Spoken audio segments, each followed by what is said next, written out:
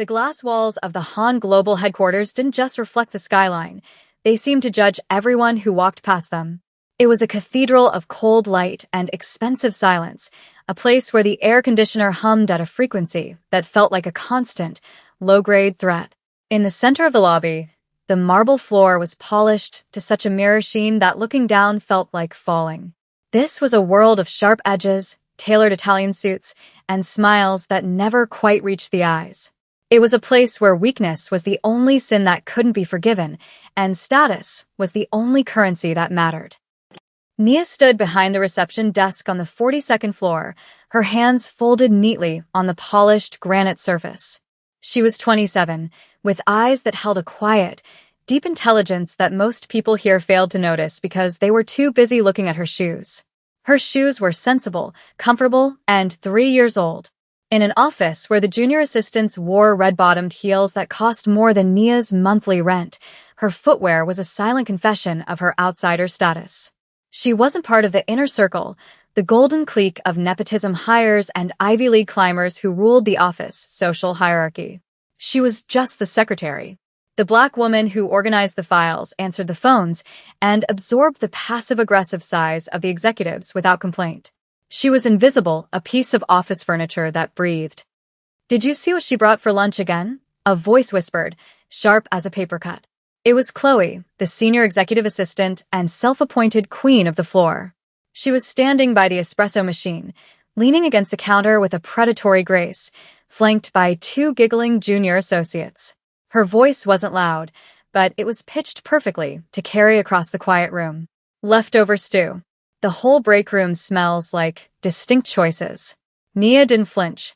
She kept her eyes on her screen, typing an email to the logistics department. She had learned long ago that reacting only gave them fuel. If she stayed silent, if she stayed stone, eventually they would get bored and find someone else to peck at. But they rarely got bored. The cruelty was the point. It was how they bonded, cementing their own status by pointing out who didn't belong. "It's tragic, really," Chloe continued, taking a sip of her $7 latte. "Some people just don't understand the corporate aesthetic. Mr. Han hates clutter. He hates mess." The mention of Mr. Han made the air in the room drop 10 degrees. Julian Han. The CEO. The man whose name was whispered with a mix of reverence and absolute terror. He was rarely seen, a ghost in a bespoke suit who moved through the building surrounded by a phalanx of security guards who looked more like paramilitary operatives than corporate security. Rumors swirled around him like smoke. Some said his family owned half the shipping lines in the Pacific. Others whispered about connections to the underworld, about a legacy that was written in blood before it was washed clean with corporate money. Nia had only seen him once, from a distance, a silhouette of sharp angles and terrifying stillness. He was the king of this glass castle, and everyone, even Chloe, was afraid of him. But for Nia, the fear was different. She wasn't afraid of his power. She was afraid of losing the paycheck that kept her mother's medical bills paid. She needed this job. She needed to survive this world, even if it meant swallowing her pride every single day. The elevator chimed, a bright, artificial sound that sliced through the tension. The heavy steel doors slid open, but it wasn't a high-powered executive who stepped out. It was an old woman. She was tiny, her spine curved slightly under the weight of years, dressed in a gray cleaning uniform that hung loosely on her frail frame. She pushed a heavy janitorial cart that seemed to weigh more than she did, the wheels squeaking rhythmically against the expensive marble. It was a jarring sight. The cleaning crews usually worked at night, invisible ghosts who scrubbed away the sins of the day before the executives arrived. To see a cleaner here, now, in the middle of the morning rush, was a violation of the unwritten rules. The office went silent. Heads turned. Eyes narrowed. It wasn't just that she was a cleaner. It was that she looked visibly out of place, like a smudge on a pristine lens.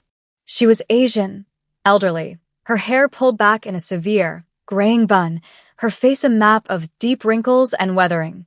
She stopped in the middle of the hallway, looking confused, her hands trembling slightly as she gripped the handle of the cart. She looked at the signs on the wall, squinting, clearly unable to read the English placards. Chloe let out a short, disbelief-filled huff. "You have got to be kidding me," she said, her voice rising. Security is just letting anyone in now. It smells like bleach and desperation in here already. The other assistants laughed, a cruel, tinkling sound. No one moved to help. The men in the glass conference room kept talking, ignoring the old woman as if she didn't exist. The women at the desks stared with open disdain, waiting for someone to remove the eyesore. The old woman tried to push the cart forward, but one of the wheels caught on the edge of a plush rug. The cart tipped dangerously, a bucket of soapy water sloshing over the rim. She gasped, struggling to right it, her knuckles white. Nia stood up. She didn't think about it. She didn't look at Chloe. She just moved. It wasn't a calculated decision to be a hero. It was a reflex born of a life where looking away wasn't an option. She rounded the reception desk, her sensible heels silent on the carpet, and crossed the distance in 4 long strides. "Here," Nia said softly, her voice a gentle contrast to the harsh whispers of the room. "Let me get that for you." She reached out and grabbed the heavy cart, stabilizing it just before it could tip over completely. The old woman flinched, looking up at Nia with eyes that were dark, sharp, and unreadable. For a second, Nia felt a strange weight in that gaze, a scrutiny that felt far heavier than the situation warranted. But then the moment passed, and the woman just looked like a tired, confused grandmother. "Thank you," the woman said, her voice thick with a heavy accent. She bowed her head slightly, a gesture of old-world respect that looked jarring in the modern, aggressive office. "Will is bad." "It's okay," Nia said, smiling. It was a real smile, warm and unpracticed. "This rug is tricky. The wheels always catch on it. Where are you trying to go?" "Pantry," the woman said, pointing a shaking finger down the hall. "Need water." "I'll walk you there," Nia said, ignoring the burning sensation of a dozen pairs of eyes drilling into her back. "It's just around the corner. The tap in the men's room is broken, so you have to use the kitchen sink." "Nia," Chloe's voice cut through the air, sweet and poisonous. "The phones are ringing. We don't pay you to be a tour guide for the help. Security can handle this." Nia paused. She felt the humiliation heat the back of her neck, but she didn't let it show. She turned her head slightly, meeting Chloe's gaze with a calm that infuriated the other woman. "I'm on my break, Chloe. And she's not this, she's a person." She didn't wait for a response. She turned back to the old woman, gripping the cart handle firmly. "Come on. Let's get you some water. My name is Nia." The old woman looked at Chloe, then back at Nia. A tiny, almost imperceptible smile touched the corner of her lips. It wasn't a smile of gratitude, exactly. It was the smile of someone who had just found something they were looking for. "I am Mrs. Kim," she said.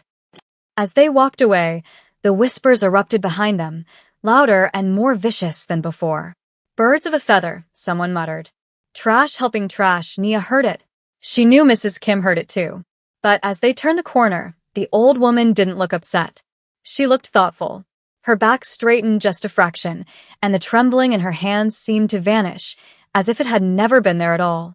But Nia didn't see that. She was too busy worrying about whether this act of kindness was going to cost her the only job she could find. Over the next 2 weeks, a quiet routine formed in the shadows of the 42nd floor. The corporate world moved at a breakneck speed, a blur of mergers, acquisitions, and power plays. But in the small, windowless pantry at 12:30 p.m., time seemed to slow down. Mrs. Kim would appear with her cart, ostensibly to change the trash bags or wipe down the counters, but she always lingered when Nia came in to heat up her lunch. It started with a shared orange. Nia had been peeling one, the citrus scent cutting through the stale coffee air, and saw Mrs. Kim watching her. The older woman looked pale, her energy flagging. Without a word, Nia split the orange in half and offered the larger portion to her. Mrs. Kim had hesitated, eyeing the fruit like it was a trap, before taking it with 2 hands. Now, it was a ritual. Nia brought extra food from home. Simple meals, seasoned rice, grilled chicken, steamed vegetables, packed in Tupperware containers that had seen better days. They sat on the 2 folding chairs tucked behind the vending machines, hidden from the view of the main corridor. "You eat too little," Mrs. Kim said one Tuesday, poking at Nia's modest portion of rice. "Young woman needs strength. This place." She waved a hand toward the door, encompassing the entire glass and steel edifice. This place eats people. Nia chuckled, a tired sound. You can say that again. I'm okay, Mrs. Kim. I'm used to stretching things. My mom taught me how to make a little go a long way. Your mother, Mrs. Kim said, her eyes sharp again. She had a way of asking questions that felt like interrogations, though her tone remained gentle. She is proud of you? Working in Big Tower? She was, Nia corrected softly, looking down at her hands. She passed away last year. The medical bills were a lot. That's why I'm here. The insurance is good and the pay is better than anything else I can get, even if the people are. She trailed off, not wanting to speak ill of her tormentors. Cruel. Mrs. Kim finished for her. She took a bite of the chicken Nia had made. She chewed slowly, savoring the spice. They are cruel because they are small. Small dogs bark loudest. Maybe, Nia sighed. But small dogs can still bite. Chloe, the blonde woman, she's been trying to get me fired for months. She thinks I don't fit the image of the front desk. She wants her friend from college to have my spot. Mrs. Kim's expression darkened. For a split second, the frailty vanished completely. Her jaw set, and her eyes, usually clouded with age, turned into two pieces of obsidian. The air around her seemed to change, growing heavy and charged with a sudden, intense pressure. Chloe, she repeated the name, tasting it like spoiled milk. She treats you bad? She hurts you. It's just words, Nia said, missing the shift in the older woman's demeanor. And extra work. Hiding files so I can't find them. Spilling coffee, and making me clean it up. Petty stuff. I can handle it. My dad used to say, dignity is what you have when no one is watching, they can't take that. Mrs. Kim looked at Nia for a long time. Then, she reached out and patted Nia's hand. Her skin was rough, calloused, but her grip was surprisingly strong. Your father was a wise man. Dignity is rare currency. Expensive. Most people here, she gestured toward the door again. They are bankrupt. What about you, Mrs. Kim? Nia asked, trying to lighten the mood. Do you have family? Children? Mrs. Kim went still. She looked down at the plastic container lid in her hand. I have a son, she said quietly. He is very busy. He works very hard. Too hard. He forgets to eat. He forgets to sleep. Does he know you're working here? Nia asked gently, pushing that heavy cart. Mrs. Kim let out a dry laugh. He thinks I am in retirement home. Playing bingo. Knitting scarves, she looked up, a mischievous glint in her eye. He worries too much. He thinks he is king of the world, but he forgets who changed his diapers. I like to work. I like to observe. See the world he built. He sounds successful, Nia said. Success is dangerous, Mrs. Kim murmured, her voice dropping. It attracts snakes. Many snakes in this grass, Nia. You must be careful. Just then, the pantry door swung open. Chloe stood there, holding an empty mug, her eyes narrowing as she took in the scene. The high-status executive assistant looked from Nia to the old cleaner, and a sneer curled her lip. Unbelievable, Chloe laughed, shaking her head. I didn't realize we were running a soup kitchen. Nia, Mr. Han's team is asking for the quarterly reports. The ones I told you to print 2 hours ago. I printed them, Nia said, standing up quickly. I put them on your desk. Well, they aren't there. Chloe lied, her eyes glittering with malice. So, either you're lying or you're incompetent. Which is it? Stop feeding the stray animals and get back to work. She turned and walked away, her heels clicking like gunshots. Mrs. Kim watched her go. This time Nia saw it. She saw the way Mrs. Kim's hand tightened around the plastic fork until it snapped in half with a sharp crack. The sound was loud in the small room. She will learn, Mrs. Kim whispered, and the voice didn't belong to a cleaning lady. It belonged to someone who gave orders that ended lives. She will learn. The atmosphere on the 42nd floor shifted a few days later. It wasn't just the usual stress. It was a vibrating, high-wire tension that made the air feel thin. The rumor mill, usually a slow stream of gossip, had turned into a roaring river. The big boss was coming. Not just for a walkthrough, but for the signing of the Jeju contract, a multi-billion-dollar deal that would cement Han Global's dominance in the Asian logistics market. Security was tripled. Men in dark suits with earpieces stood at every elevator bank. The office was scrubbed until it smelled like pure chemical lemon. And in the center of the storm was Chloe, barking orders, terrorizing the interns, and checking her reflection in every available surface.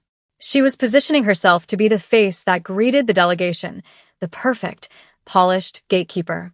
Nia was relegated to the background, buried under a mountain of paperwork that Chloe had dumped on her desk at the last minute.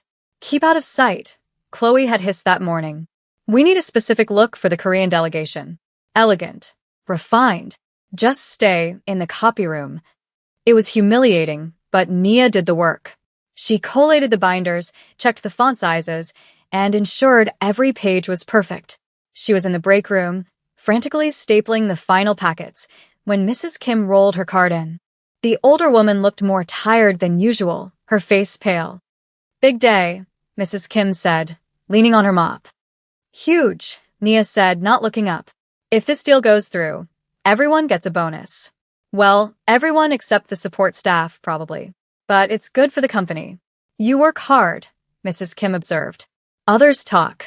"Talking is a skill too, I guess," Nia said, wiping sweat from her forehead. "I just need to get these to the conference room before 2 p.m. Chloe said if I'm 1 minute late, I'm fired." "She said that?" Mrs. Kim asked. Explicitly. At 1:45 p.m., Nia stacked the heavy binders onto a trolley. She checked her appearance, simple blouse, dark skirt, hair pulled back. She looked professional, even if she didn't look like a runway model. She pushed the trolley out into the hallway. The corridor was empty. The meeting was set to start in 15 minutes. As Nia passed the executive washroom, the door swung open and Chloe stepped out. She stopped, eyeing the trolley. "Finally," Chloe said. "I'll take those." "I can take them in," Nia said, gripping the handle. "I need to set them up." "I said I'll take them," Chloe snapped, stepping forward. "You're not going in there. The chairman of the Jeju group is traditional. He doesn't want to see someone like you fumbling with the papers." "Someone like me?" Nia asked, her voice steady but cold. "Yes." Unpolished, Chloe grabbed the stack of binders from the top of the trolley.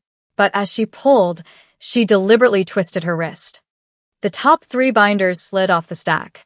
They didn't just fall, they cascaded. One hit the floor with a heavy thud, the rings popping open. Papers exploded across the hallway floor, confidential financial projections, seating charts, legal addendums. It was a disaster. "Oops," Chloe said, her voice dripping with fake sympathy. She stepped back, looking at her watch. "Oh no. 10 minutes to the meeting. Look at this mess." "You are so clumsy, Nia." "You did that," Nia whispered, staring at the scattered papers. "Who's going to believe you?" Chloe hissed, leaning in close. "You're nobody. And now, you're the nobody who ruined the presentation. Pick it up. Or don't. I'm going to tell Mr. Han that the secretary failed to prepare the materials." Chloe turned on her heel and walked toward the conference room, leaving Nia kneeling on the floor, frantically gathering the papers. The pages were mixed up. The order was destroyed. Panic, cold and sharp, clawed at Nia's throat. She was going to lose her job. She was going to lose everything. She didn't see the shadow fall over her until a hand reached down and picked up a sheet of paper. It was Mrs. Kim. She had abandoned her cart and was kneeling on the expensive marble, her old knees cracking. She didn't say a word. She just started sorting. Her eyes scanned the page numbers with a terrifying speed. "Mrs. Kim, don't," Nia gasped, tears stinging her eyes. "You'll get in trouble. This isn't your job." "Hush," Mrs. Kim said, her voice iron hard. "Sort. Page 12 goes after 11. Fast."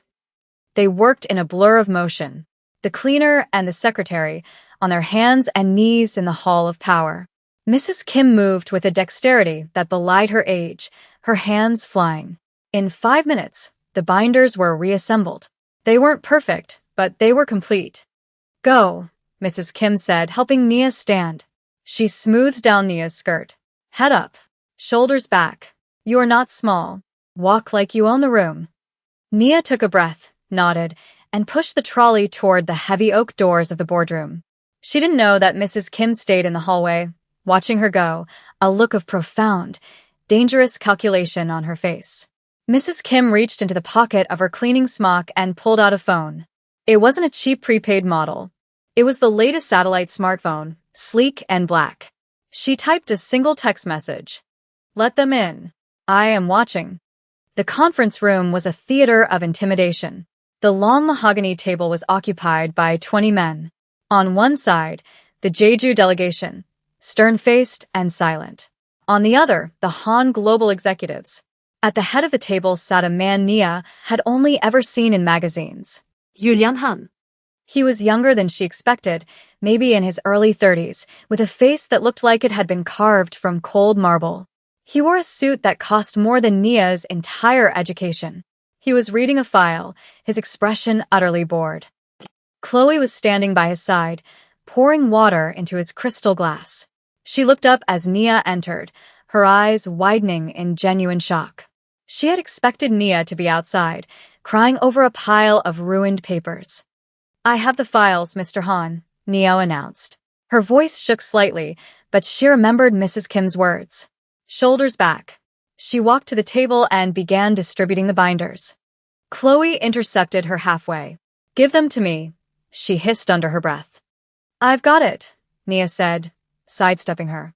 She placed the first binder in front of the Jeju chairman, bowing respectfully. She placed the second in front of Julian Han. Julian didn't look up. He opened the binder. He flipped a page. Then he stopped. He pulled a small, folded piece of yellow sticky note from between the pages. It was stuck to the financial summary. It was a note from Mrs. Kim, intended for Nia to see when she sorted the papers, but in the rush, they had missed it. Julian stared at the sticky note. His eyes, previously bored, suddenly sharpened. He read the handwriting he had known his entire life. He looked at the note, then he looked up at Nia.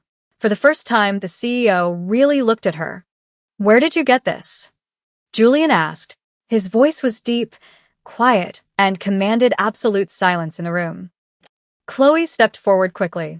I am so sorry, Mr. Han. The secretary is incompetent. I told her to check the files. If there is trash in there, it is her fault. I'll have security escort her out immediately.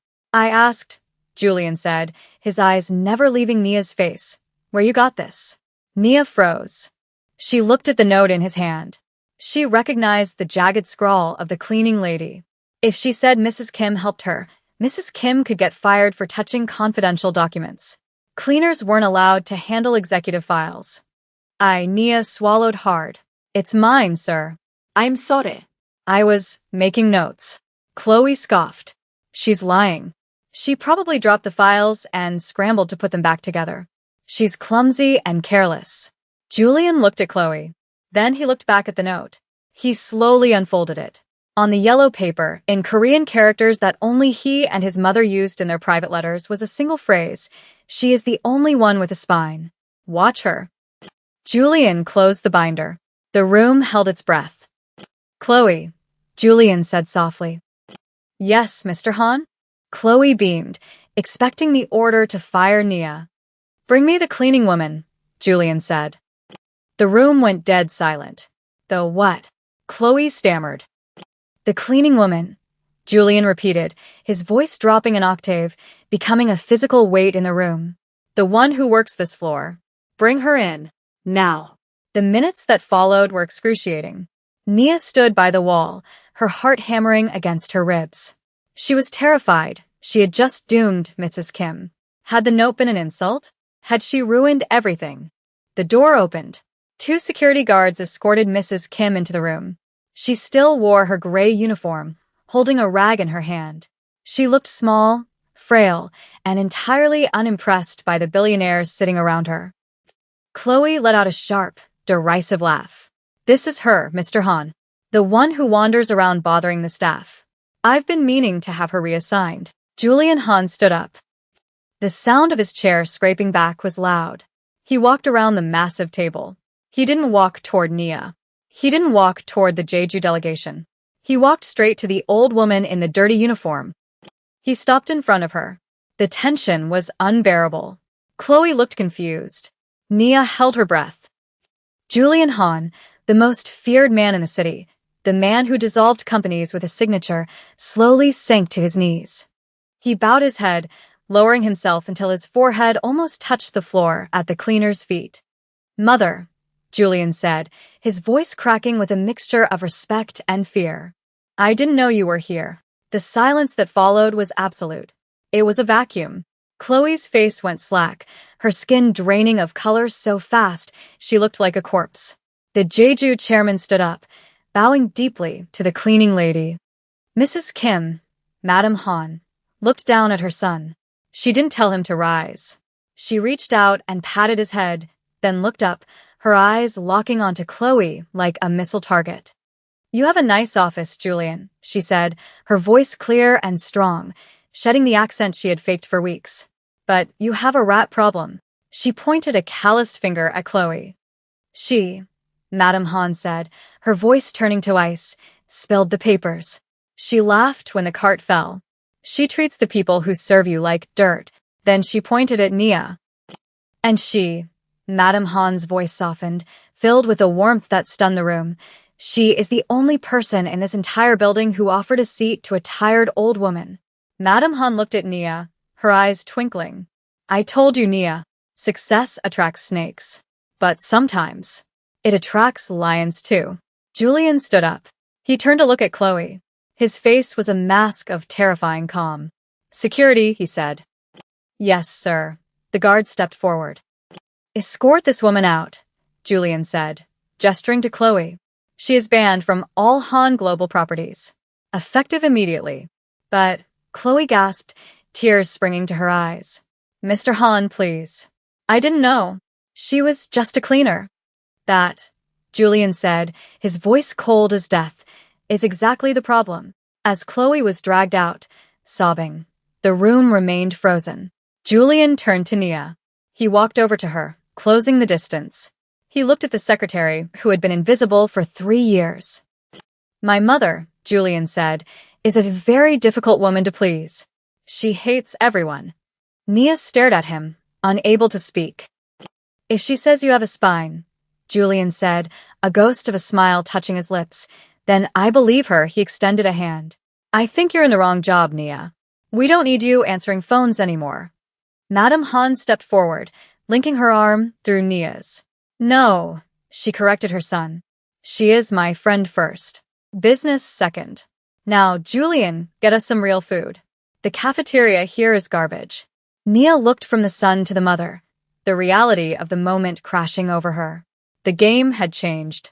The glass walls didn't look so judgmental anymore.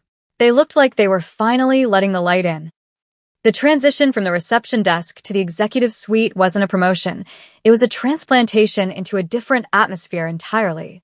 The air on the top floor was thinner, scented with sandalwood and cold ambition. Nia no longer sat behind the granite fortress in the lobby. She was now installed at a sleek, glass desk directly outside Julian Han's massive double doors. The title on her new badge read Executive Liaison, a vague term that meant she was the only person allowed to walk into the lion's den without knocking. But while the title had changed, the eyes watching her hadn't. They had just become more dangerous. If the lobby was a high school cafeteria of petty insults, the executive floor was a gladiatorial arena where the weapons were invisible.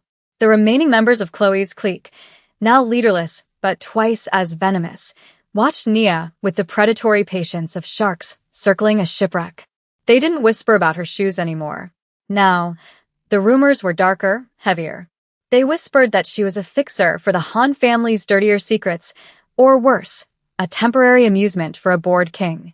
They smiled at her with teeth that looked too white and too sharp, dropping files on her desk with passive-aggressive force. "Mr. Han needs this translated by noon," a junior VP named Marcus said, dropping a stack of documents in technical Korean. He knew she didn't speak the language. He wanted her to fail. He wanted to prove that kindness was a fluke and competence was exclusive to their bloodlines. But they didn't know about the nights Nia stayed late, not to cry, but to learn. They didn't know she was using a translation app and cross-referencing legal dictionaries until her eyes burned. And they certainly didn't know about the quiet shadow that stood in the doorway of her office when the rest of the building was dark. Julian Han didn't speak much. He would emerge from his office around 9 p.m., his tie loosened, the weight of an invisible empire on his shoulders. He would stand there, watching her work, his face unreadable. Go home, Nia, he said one rainy Tuesday, his voice low, vibrating through the quiet room. I'm almost done with the logistics summary, she replied, not looking up. The numbers didn't match the shipping manifest. Someone in the Busan port is skimming off the top. About 4%. Julian went still. The silence that followed was heavy, charged with a sudden, sharp intensity. He walked over to her desk, his movements fluid and predatory, like a panther stalking prey. He placed a hand on the glass surface, leaning in. Show me, he commanded. When she pointed out the discrepancy, Julian didn't get angry. A cold, terrifying smile touched his lips, a smile that didn't belong in a boardroom. It belonged in a back alley where debts were collected in blood. You have a sharp eye, he murmured, looking at her, not the paper. Most people look at the total. You look at the cracks. My mom taught me to check the receipt, Nia said simply, her heart hammering as his cologne, musk and rain, washed over her. She said the devil is in the details. The devil is everywhere, Julian corrected softly. But so are the angels, it seems. He straightened up, his eyes lingering on her face. Leave it. I'll handle the Busan team. They won't be skimming by morning. Nia shivered. She knew what that meant. She had Googled the Han family history. She knew the rumors of the shadow syndicate that operated behind the logistics front. She knew she was working for a monster. But looking at him, seeing the exhaustion etched around his eyes, she didn't see a monster. She saw a man holding up the sky alone. And for the first time, she wanted to help him hold it. The invitation arrived on her desk 3 weeks later. It was heavy cardstock, embossed with gold leaf, smelling of expensive paper. The annual Han Global Gala. It was the social event of the season, a night where the city's elite pretended to like each other while brokering deals that would bankrupt small countries. Usually, support staff were invisible at these events, blending into the walls. But this invitation had her name on it. Nia Williams. Not guest, not staff, a named attendee. It's a test, Madame Han said. The old woman was sitting in Nia's office chair, spinning slowly while eating a bag of cheap chips she had smuggled in. She had stopped wearing the cleaning uniform, but she still refused to wear the designer clothes her son bought her, preferring comfortable tracksuits that made her look like a terrifying gym teacher. A test of what? Nia asked, looking at the dress Julian had sent. It was midnight blue, velvet, modest but devastatingly cut. It was the kind of dress that declared war. Of survival, Madame Han crunched a chip loudly. The wolves will be there. The board members. The rival families. They want to see who sits at Julian's right hand. If you crumble, they will eat you. If you stand, she paused, her dark eyes glittering. If you stand, they will bow. I don't want them to bow, Nia said, touching the velvet fabric. I just want to do my job. Your job has changed, Madame Han said, her voice dropping to a serious whisper. Julian is strong, but he is alone. A king without a queen is just a target. Tonight, you are not a secretary. You are a shield. The ballroom was a sea of diamonds and fake laughter. The chandeliers were so bright they hurt the eyes. Nia stood by the entrance, feeling the weight of the room press against her. She felt exposed, despite the high neckline of her dress. When Julian appeared at the top of the stairs, the room went silent. He wore a tuxedo that fit him like armor, his expression bored and dangerous. He scanned the crowd, dismissing billionaires and politicians with a glance, until his eyes found her. He didn't smile, but his shoulders relaxed, just a fraction. He walked down the stairs, ignoring the outstretched hands of people desperate for his attention, and came straight to her side. Breathe, he whispered, offering his arm. They smell fear. I'm not afraid, Nia lied, taking his arm. Her hand felt small against his bicep, which was hard as rock. Good, Julian said. Because I need you to watch the man in the gray suit by the bar. Don't look at him directly. Just observe. Who is he? A problem, Julian said. He represents the faction that thinks I'm tube soft because I haven't killed anyone this week. Nia's grip tightened on his arm. She scanned the room, using the reflection in a waiter's silver tray. The man in gray was smiling, holding a champagne flute, but his eyes weren't on the party. They were locked on Julian. And he wasn't drinking. He's not drinking, Nia whispered. And he keeps checking his watch. Is that so? Julian's voice was casual, but his body tensed. Stay close to me, Nia. Tonight might be interesting. The dinner was a masterclass in tension. Nia was seated at the head table, to Julian's right. The placement was a scandal. The board members glared. The socialites whispered behind their fans. But Nia kept her back straight, remembering Mrs. Kim's training. Shoulders back. Own the room. She engaged in polite conversation, deflecting insults with a grace that confused her attackers. When a senator's wife asked, "And what exactly do you do for Mr. Han?" Nia smiled sweetly and replied, "I'm sure he doesn't have to waste time on trivialities." The table went quiet. Julian hid a smirk behind his wine glass. But the danger wasn't at the table. It was in the kitchen. The soup course was served. A delicate consommé. The waiters moved with synchronized precision. As the bowl was placed in front of Julian, Nia noticed something. A tiny, almost invisible tremor in the waiter's hand. It was the same waiter she had seen talking to the man in the gray suit earlier. And there was a smell, faint, metallic, cutting through the aroma of the broth. Bitter almonds. Julian picked up his spoon. He was deep in conversation with a rival shipping magnate, distracted. He lifted the spoon to his lips. No. The word ripped out of Nia's throat before she could think. She didn't just speak, she moved. She reached out and knocked the spoon from Julian's hand. The silver clattered loudly against the fine china, sending soup splashing onto the pristine white tablecloth. The entire ballroom gasped. The silence was instant and deafening. A secretary had just slapped food away from the Mafia prince. It was a death sentence. Julian froze. He looked at the spilled soup. Then he looked at Nia. His eyes were wide, dark voids of shock. "Nia," he asked, his voice dangerously quiet. "Don't eat it," she whispered, her voice trembling but her gaze steady. The smell. Bitter almonds. And the waiter. He was shaking. Julian turned his head slowly to look at the waiter standing behind him. The man's face was pale, sweat beading on his forehead. He took a step back, dropping the serving tray with a crash. "Security," Julian roared. The sound was like a thunderclap, shattering the polite veneer of the gala. The room erupted into chaos. The waiter bolted, but Julian's guards were on him in seconds. Julian stood up, towering over the table. He didn't look at the attacker. He looked at Nia. She was shaking now, the adrenaline fading, leaving her cold. She had just caused a scene. She had ruined the gala. Julian reached out. His hand, usually so controlled, was trembling slightly. He took her chin in his fingers, forcing her to look at him. "You," he said, his voice thick with an emotion the room had never heard from him. "You saw what my own guards missed." "I was watching," she said softly.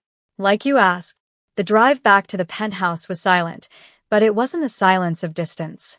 It was the silence of a world that had fundamentally shifted. The gala had ended in arrests. The man in the gray suit had been escorted out by federal agents, a tip-off Julian had arranged, executed perfectly once the attempt on his life was confirmed.